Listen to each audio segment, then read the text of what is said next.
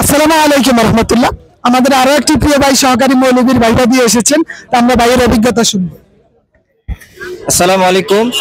আমি ভাইবা দিয়েছি একের বিতে। তা আমি প্রথমে সালাম দিয়ে প্রবেশ করলাম। প্রথমে আমাকে প্রশ্ন করলো যে আপনি একটা কোরআনের ছোট সূরা তেলাওয়াত করুন। তো আমি সূরা কাউসার তেলাওয়াত করেছি। তারপরে প্রশ্ন করছে জামাই সালিম কিভাবে গঠিত হয়, আমি উত্তর দিয়েছি।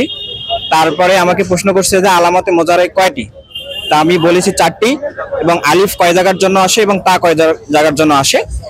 আমাকে এইভাবেই এই কয়টা কোশ্চেন করেছে এবং তারা খুবই আন্তরিক ছিল।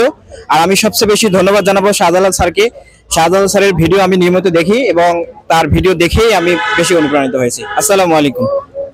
জি, ধন্যবাদ ভাইকে ওনার অভিজ্ঞতা শেয়ার করার জন্য। আর আরেকটা গুরুত্বপূর্ণ বিষয় হলো, আপনারা জানেন আল ইত্তেসাল হচ্ছে এদেশের 350 আলেমের একটা অর্থনৈতিক প্রতিষ্ঠান।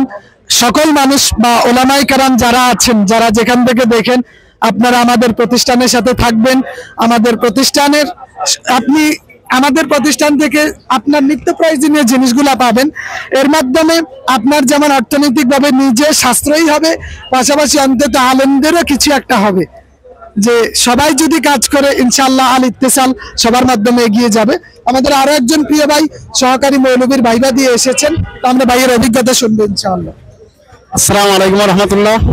আগে সর্বপ্রথম আমি শাহজালাল স্যারকে অত্যন্ত আন্তরিক ধন্যবাদ এবং মোবারকবাদ জ্ঞাপন করছি যে ভাইয়ের ভিডিও দেখার জন্য তাকে থাকতাম, শেষ হলে তাকে থাকবো কখন যেন ভাই ভিডিও ছাড়বে। আজকে সেই ঘটনাক্রমে আজকে ইনশাল্লাহ আমি পড়েছি শাহজালাল ভাইয়ের সামনে। যাই হোক, আমি পরীক্ষা দিয়েছি 09B-তে। সেখানে আমাকে প্রথমে প্রশ্ন করেছে মা মানাল হাদিস, তারপর জিজ্ঞেস করেছে মা হুয়া হাদিস ইসতিলাহান, হাদিসের পারিভাষিক অর্থ জিজ্ঞেস করেছে। তারপর জিজ্ঞেস মা হিয়া শারঈ, মা কাম হিয়া মা হিয়া।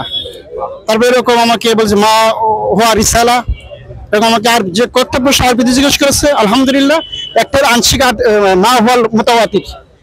তারপরে আল্লাহর রহমতে ইনশাআল্লাহ আলহামদুলিল্লাহ আল্লাহর অশেষ দয়া শুকরিয়ায় আমি একটা প্রশ্ন উত্তর ওই মুহূর্তে ভুলে গিয়েছিলাম, আর ইনশাআল্লাহ বাদ বাকি ইনশাআল্লাহ দিয়েছি। আর আশা করি বোর্ড আমার প্রতি ইনশাআল্লাহ সন্তুষ্ট প্রকাশ করেছেন। জি, ধন্যবাদ ভাইকে ওনার অভিজ্ঞতা আমাদের সাথে শেয়ার করার জন্য।